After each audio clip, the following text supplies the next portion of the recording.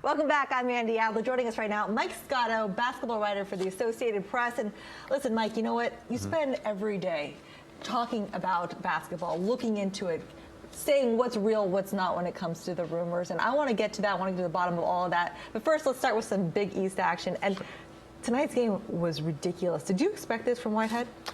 Yeah, you know why? Because Isaiah's a Brooklyn guy like myself, and anytime you guy like that, it's in his hometown, he wants to show up, and the Pirates have been on a mission for a number of games right now. They knew that this game was important to get them a clear NCAA tournament bid, and for Isaiah, you know, with him and even Kadeem Carrington, a Bishop Lachlan guy as well, and Whitehead being from Lincoln, they came out to play. It's MSG. You knew they were going to bring it, and to get the biggest upset they could have of the season so far, not a bad time going into the NCAA tournament. No doubt about it. I mean, the thing about Isaiah is this man could have some serious future. And you mentioned he is from here. This is his hometown.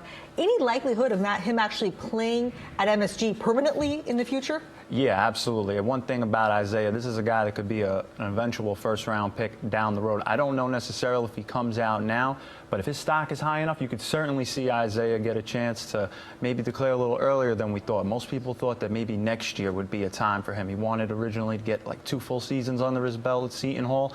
But hey, when your stock is hot, you got to go. No doubt about it. I mean, from stock that's hot to stock that's not so hot. Let's talk about the Knicks right now and the offseason. And look, there's been all these rumors out there, and rumors often begin right here. Absolutely.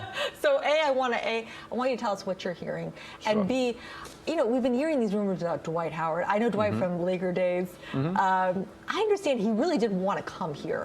That's correct. Dwight's a guy that wants to be in a big city, in a big market, get a chance for some endorsements down the road. And the one thing about Dwight is, yes, he wanted to come to the Knicks, but right now they're happy with Robin Lopez and Kristaps Porzingis, the rookie phenom right now. And to this point, I don't really see Dwight coming here. I haven't gotten that indication from management to this point, but hey, you never know. Maybe if his dollar value comes down. But right now, the Knicks would rather take that money and shell it around to a bunch of different guys. They have a lot of improvements to make. And, you know, this season they've been more successful with the love triangle off the court than the triangle offense on the court to this point. No doubt about it. Okay, look, you know, with Dwight, when I think of Dwight and Carmelo, it would never work. The reason why it would never work is there's 2 egos right there. And, yeah, that's what it is. I mean, ultimately, there's only room for 1 star on that team when it comes to Carmelo.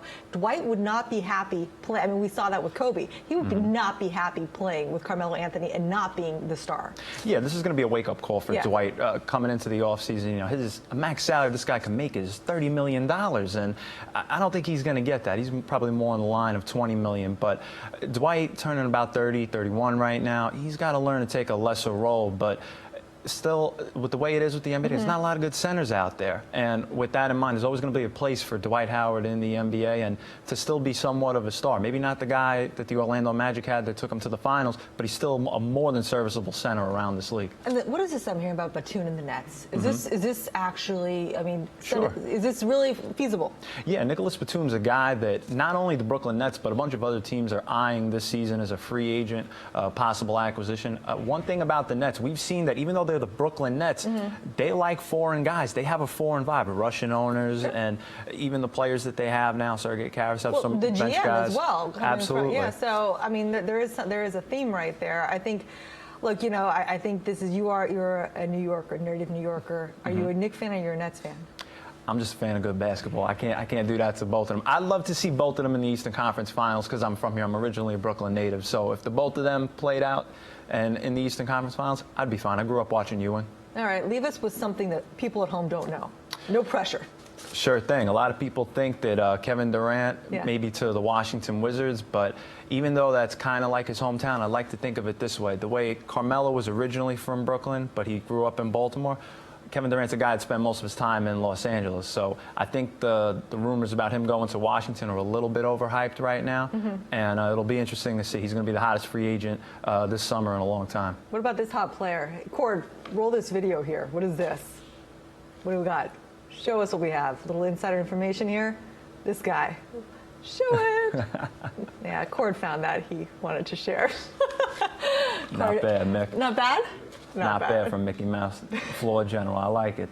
I don't think we have the audio on that. All right, that right there is all the time we have. Mike Scotto, thank you so much for joining us. My pleasure, Great Andy. to see Thank you. And tomorrow night we have a full show, PIX11 Sports Desk at 10:45. But we'll see you at 5 o'clock starting tomorrow. Thanks for joining us. I'm Andy Adler, and we'll see you next time.